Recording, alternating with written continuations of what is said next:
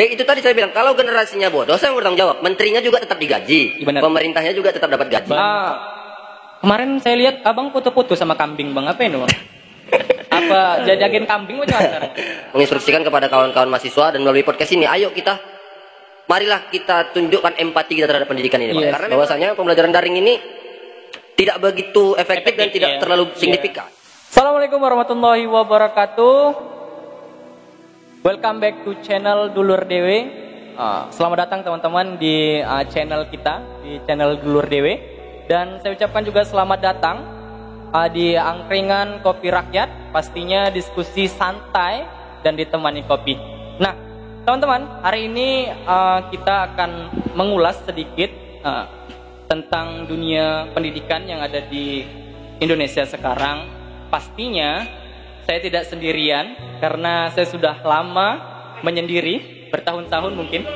Nah, jadi tentunya hari ini kita ditemanin pemateri kita bernama Bung Hafiz. Assalamualaikum Bung Hafiz. Waalaikumsalam. Gini. Apa kabar Bang Hafiz? Alhamdulillah sehat Bang.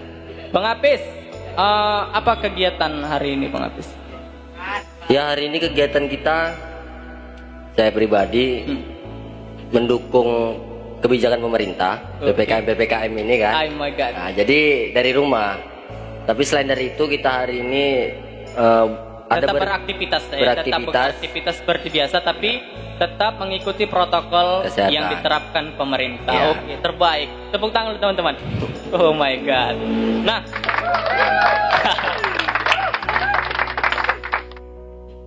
Bang Hafiz, sesuai dengan flyer yang udah kita naikkan, bahwasannya hari ini kita tuh bercerita tentang dunia pendidikan yang mana sama-sama kita ketahui bukan hanya Indonesia mungkin mengalami ini, bahkan seluruh dunia mengalami yang namanya COVID-19 Bang. Ya, yes. Nah, segala sektor di Indonesia ini terdampak, baik kesehatan, baik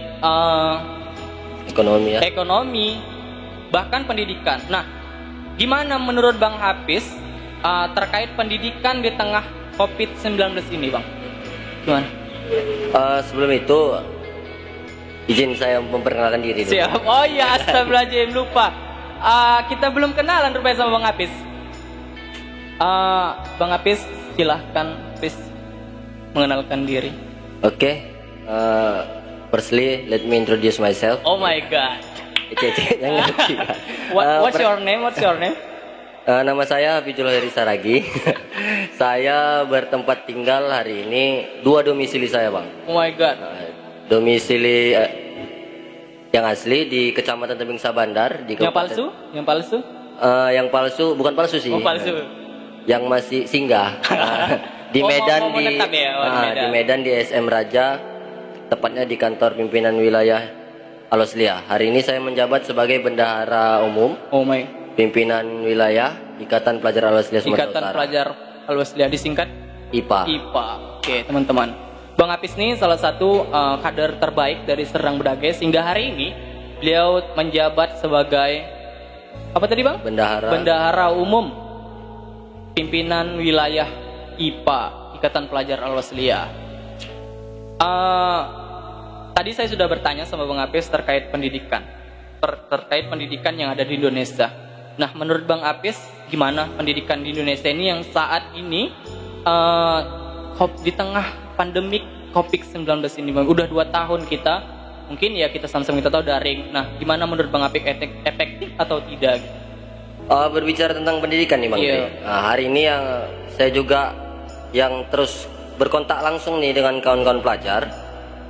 Jadi kalau dari pandangan saya selaku pelajar lah bisa dibilang, yang masih kontak langsung dengan pelajar, hari ini masih mengalami beberapa kejanggalan. Tapi kendala ya.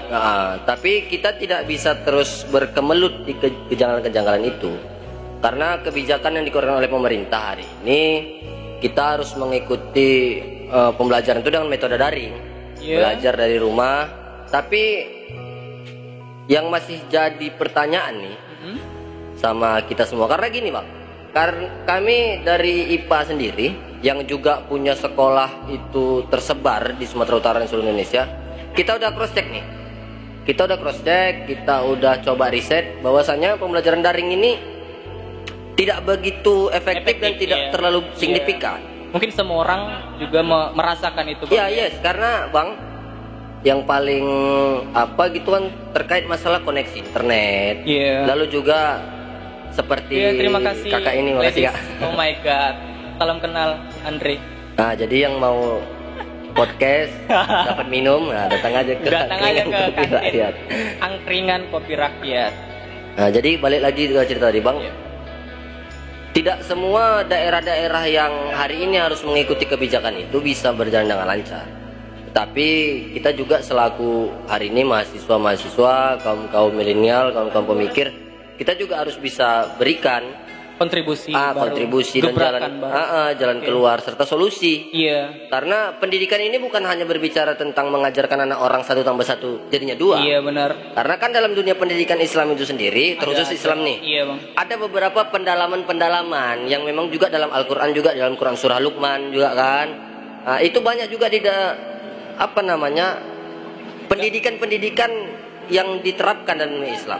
Seperti pendidikan akhlak, kan, akhlakul karimah, baru seperti pendidikan intelektual.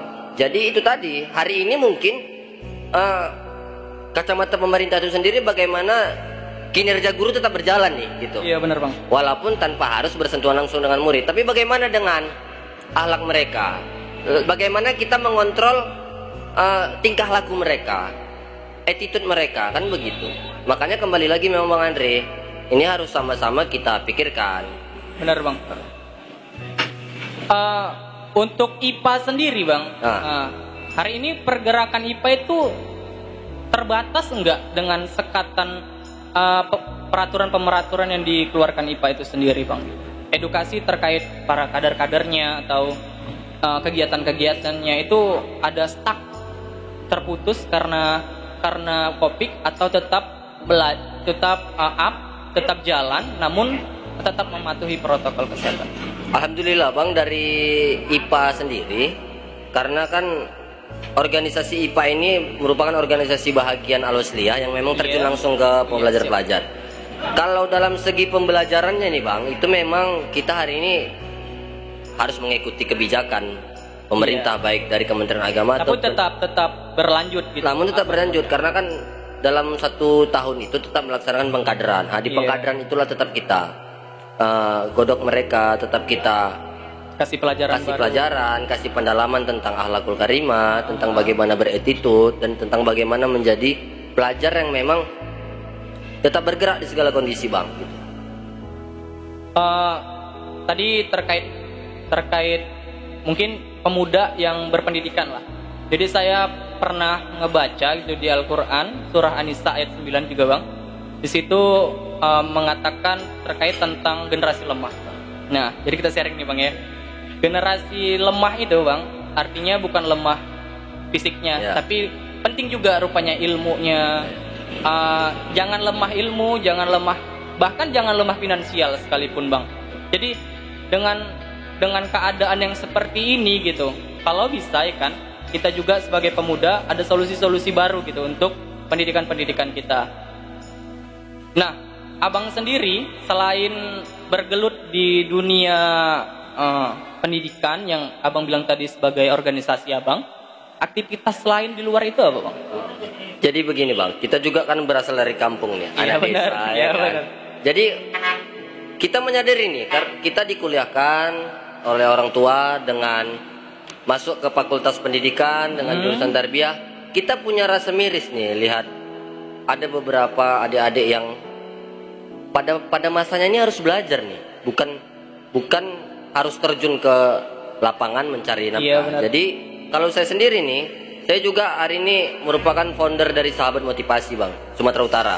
Wow. Kita juga hari ini konkret bergerak di beberapa. Itu siapa coachnya?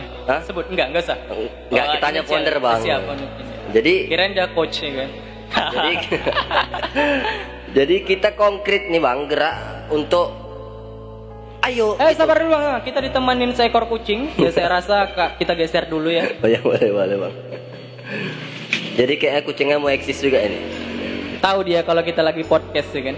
Lanjut Bang, apa tadi? Jadi Bang, melalui podcast ini saya ingin ngajak nih kawan-kawan semua yang hari ini kita semua menyadari nih kita terdampak nih. Iya. Tapi kita kan nggak mungkin diam, gitu kan? Nggak mungkin diam. Kita juga harus bergerak dengan ide-ide kita selaku kita mahasiswa, selaku kita pemuda. Sama halnya seperti yang kami lakukan hari ini Bang.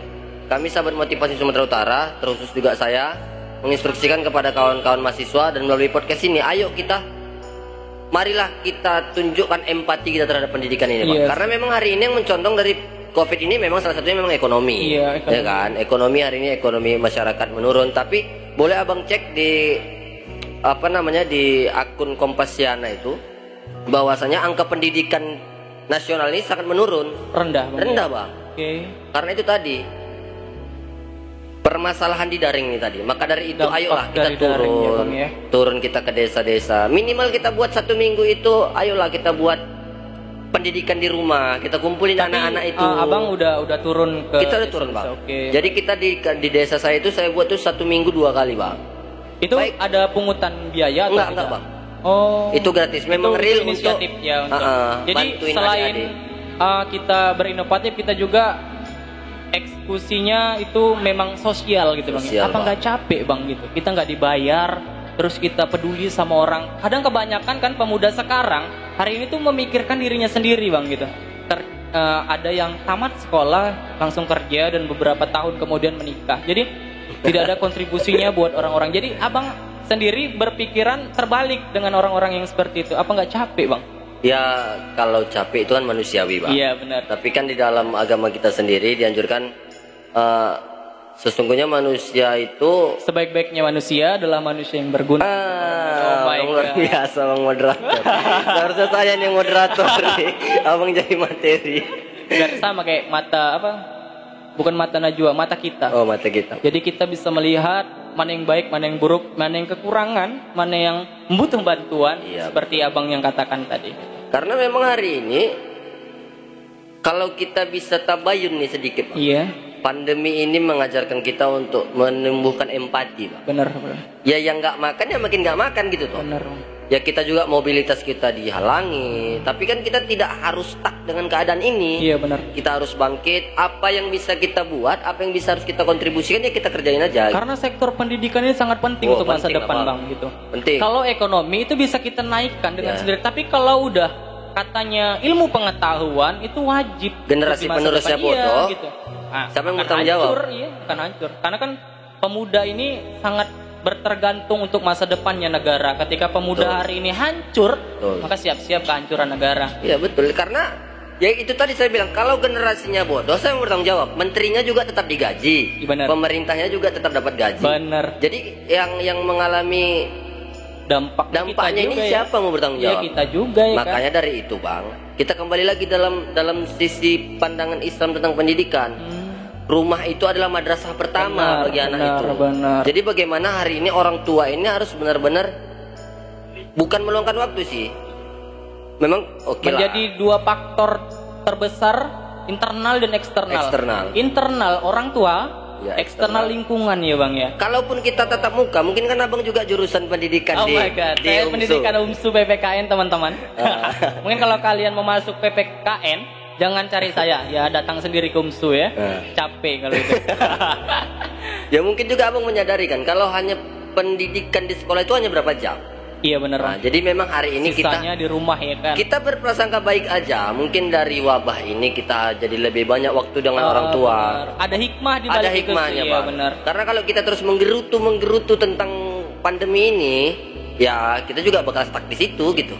Dan akhirnya juga kita terkuras tenaganya, waktu terbuang gitu ya kan. Betul. Mendingan kita ubah, kita putar otak kita bagaimana cara pendidikan ini nggak untuk orang tapi untuk kita dulu sendiri. Iya, betul. Setelah itu baru kita aplikasikan untuk orang. Oke. Kemarin saya lihat Abang foto-foto sama kambing Bang. Apa ini Bang? Apa jagain kambing macam mana? kemarin kita dipercayai untuk menjadi penyalur. Jadi kan ini kan kembali lagi COVID ini kan juga banyak yang membutuhkan, terdampak dari COVID ini banyak keluarga yang sangat membutuhkan gitu. Dan juga ulur tangan kita. Di ibu kota besar itu kan PPKM juga sangat ketat, kayak Medan, Jawa, Bali dan lainnya. Jadi banyak pengusaha-pengusaha itu kita fasilitasi Bang dengan kurban online gitu. Jadi mereka itu pesannya dari aplikasi, mereka lihat gambar kambing dan bobotnya, dan di situ ada harganya. Setelah itu mereka melakukan pembayaran, kambingnya ini kita potong gitu. Kita tunjukin lah pemotongannya, kita tunjukin juga namanya, dan nanti penyalurannya juga kita sampaikan. Jadi itu tadi mitra. Itu termasuk inovasi, Bang. People to people ya. Jadi di masa pandemi juga orang bisa beribadah kan. Walaupun itu dari rumah, niatnya tetap sampai untuk kurban gitu. Bener Bang, bener. Jadi bukan agen kambing, bukan atau. Rupanya itu salah satu inovasi baru untuk masyarakat, mengedukasi bagaimana hal-hal baru itu bukan menjadikan kita sebagai orang yang fanatik, tapi kita edukasi karena sesuai dengan perkataan Umar bin Khattab, ya didiklah anakmu sesuai dengan zamannya, karena dia hidup di zamannya bukan di zamanmu. Kita kembali lagi ke dunia pendidikan, udah melenceng jauh Bang yang saya kira. Tapi namanya diskusi bebas, luas gitu. Yang penting kita tidak menyinggung siapapun di sini. Tentunya kita santai-santai sambil ngopi. Jangan lupa minum Bang. Nanti habis cair udah gak enak lagi. Gelap, kita minum dulu ya.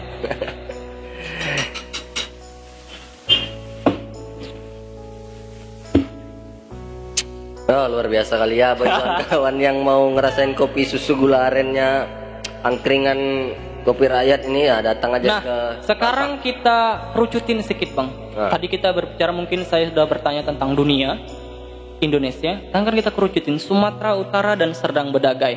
Nah, ya kita nggak bisa juga membuka mata terlalu jauh karena ada pepatah mengatakan masa kita melihat semut yang kecil di ujung lautan, sedangkan gajah di kelopak mata kita sendiri tidak terlihat.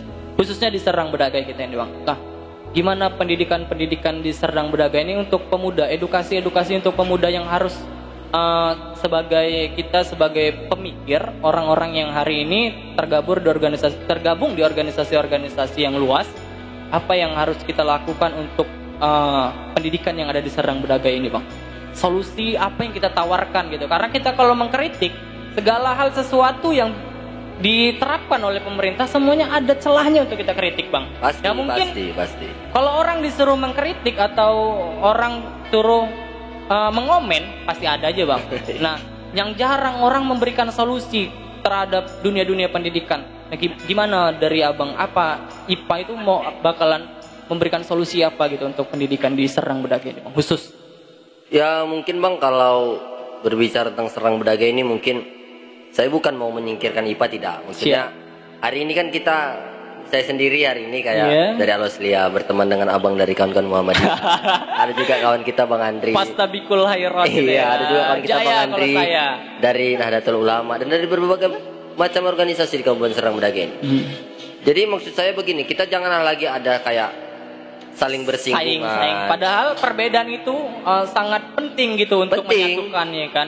Kalau kata orang luar, Indonesia main kultur gitu deh. Begitu banyaknya budaya dan sama juga gitu banyaknya bendera organisasi, kalau bisa itu menjadikan satu kita untuk maju gitu. Dan semakin banyaknya wadah organisasi kepemudaan gitu kan Bang, terus di Kabupaten Serdang Bedagai ini menjadikan potensi yang besar. Bener. Untuk harusnya jadi solusi baru. Gitu kan. Kita duduk bareng, kita diskusi gimana nih jalan keluar untuk pendidikan adik-adiknya, atau kita buat kayak di setiap desa itu camp-camp pembelajaran. Sepakat. Nah, kan tapi kan itu, kalau untuk camp ya untuk sekarang ya saya kira ya dengan kondisi yang seperti ini kan tidak memungkinkan gitu Bang. Dalam arti camp itu kan Bang bisa aja kayak di rumah. Nah, kan misalnya kita buka jadwal rumah belajar. Kalau itu saya sepakat. Ya kan, sesuai dengan porsi gerakan masing-masing. Misalnya kayak kawan-kawan di Muhammadiyah, dia punya desa desa binaan misalnya gitu, atau kawan-kawan samurai dia punya desa binaan. Iya benar Bang. Ya kita gak usah harus full 1 minggu gitu. Misalnya setiap hari Minggu nih kita hadir, kita tanyakan kayak mana adik-adik itu kesehatannya, kita hibur mereka, tetap kita ajari bagaimana bertingkah laku. Benar, Bang. Yang terpenting Bang, dari pandemi ini bagaimana kita menyelamatkan akhlakul karimah adik-adik kita nih. Karena itu tadi Bang, kalau menurut kacamata saya pendidikan itu bukan hanya 1 tambah 1 sama dengan 2. Iya, benar. Bagaimana dia bisa ke depan menjadi benar-benar manusia yang bisa memanusiakan orang lain, sehingga dia bermanfaat kan gitu. Ya, siap. Karena tengok abang lihat aja nih. Jadi ini saya jalan dari tebing Sabandar nih. Iya Bang. Gak usah jauh-jauh, sampai Rampas sini aja. Mungkin saya temui itu 2 atau 3 kali tuh anak-anak SD masih kecil, dia berhadapan dengan HP itu joget-joget gitu. Jadi kan apa namanya, main TikTok. Inisialnya aja lah ya, TikTok. Kalau inisial TT udah jadi Bang. Iya. TikTok. Saya juga lihat di YouTube gitu kan. Banyak anak-anak yang hari ini lebih tahu itu dengan PUBG. Iya, yes. Tapi ketika ditanya apa itu Pancasila, bahkan mereka tidak bisa menjawabnya gitu Bang. Iya betul. Edukasi yang seperti itu kayaknya udah mulai mengendur gitu. Itu Bang. Penerapan nilai-nilai negara, nilai-nilai bangsa itu tugas saya sebenarnya Bang, sebagai guru PPKN. Oh my god.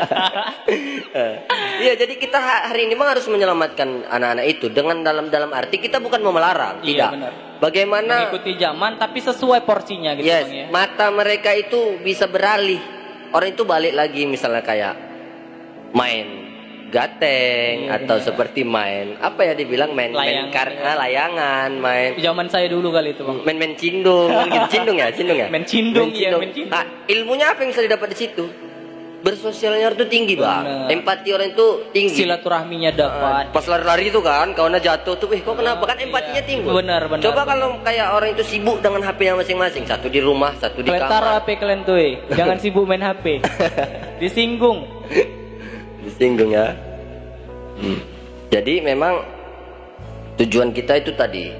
Hari ini kawan-kawan dari pelajar-pelajar Wasliyah itu tadi Bang, memang bagaimana ayo sama-sama nih gitu. Mau dari organisasi manapun, yang terpenting kita hari ini sebagai pemuda harus ada solusi baru. Harus ada solusi dan punya tanggung jawab Bang. Iya benar. Karena siapa Bang yang bakal menanggung jawab adik-adik kita nih kalau bukan kita? Benar Bang, benar. Karena di depan mata kita lah mereka sampai ada juga yang udah pandai main judi. Bener Bang. Kan gitu, main-main kartu. Pacaran ya. Pacaran. Apalagi kan Bang. Nah, itu saya tersinggung sebenarnya. Tapi kan zamannya sekarang juga sudah berbeda. Artinya kita tetap mengikuti zaman, lantas kita harus mengedukasikan batasan-batasan untuk zaman betul. Itu gitu kan. Nah, ya mungkin sekarang kita sudahin podcast kita. Boleh. Ada nggak kata-kata motivasi baru gitu untuk pelajar-pelajar kita supaya tetap semangat belajar walaupun dalam kondisi dan keadaan yang kita tahu gitu kan terkait COVID-19 ini. Mudah-mudahan kita berdoa semuanya. Semoga ini akan cepat berlalu gitu dari kehidupan kita yang sekarang. Mudah-mudahan kita juga terbebas lagi gitu karena hakikatnya kemerdekaan itu adalah kebebasan loh. Ya semoga ini hilang. Lalu apa Bang motivasi baru buat saya hanya bisa mengajak nih buat diajak nih teman-teman buat kawan-kawan pelajar semua, intinya kita jangan pesimis dengan keadaan. Kita tetap harus hadapin tetap harus berdoa dan juga meminta kepada Allah agar ini wabah cepat diangkat, dan juga jangan pernah putus dalam melakukan kreativitas. Semakin banyak di rumah, semakin banyak inspirasi yang bisa kita keluarkan. Siap. Minimal kita bisa buat kerajinan tangan, kita up ke media sosial, dan itu bisa jadi uang. Iya benar. Dan itu bisa bantu untuk perekonomian di keluarga. Sehingga dua klaster ini bisa terselamatkan. Balance. Yang terpenting tetap semangat, jaga imunitas tubuh, dan tetap patuhi protokol kesehatan. Dan itu aja. Karena payah nanti kan. Teman-teman, ada sedikit yang bisa saya tangkap dari percakapan kita hari ini. Bosannya di tengah COVID-19 ini terus tetap semangat, kita terus up kreativitas kita di bidang apapun itu. Betul. Sekalipun itu kecil teman-teman, jangan pernah berhenti. Ketika kamu berhenti maka mati. Jadi betul. Mungkin ini podcast dari kami sedikit simple, mudah-mudahan bermanfaat untuk teman-teman semua dan amin. hadirin yang hari ini hadir di Angkringan Kopi Rakyat. Semoga menikmatin kopinya dan berdiskusi santai gitu. Dan pastinya untuk teman-teman subscriber jangan lupa like, subscribe, like, share, and comment gitu Bang ya. Oke, thank you teman-teman semua yang udah stay di sini memperhatikan kami karena kami kurang perhatian. Semoga teman-teman semua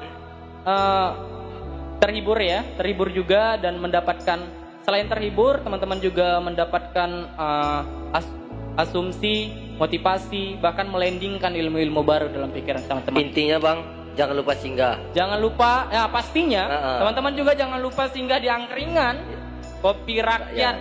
Karena ada promo. Dibayar nggak kita nih? Ada promo Bang katanya. Buy one get one. Beli satu bayar satu katanya. Oke teman-teman, thank you. Selamat malam dan selamat beraktivitas kembali. Assalamualaikum warahmatullahi wabarakatuh.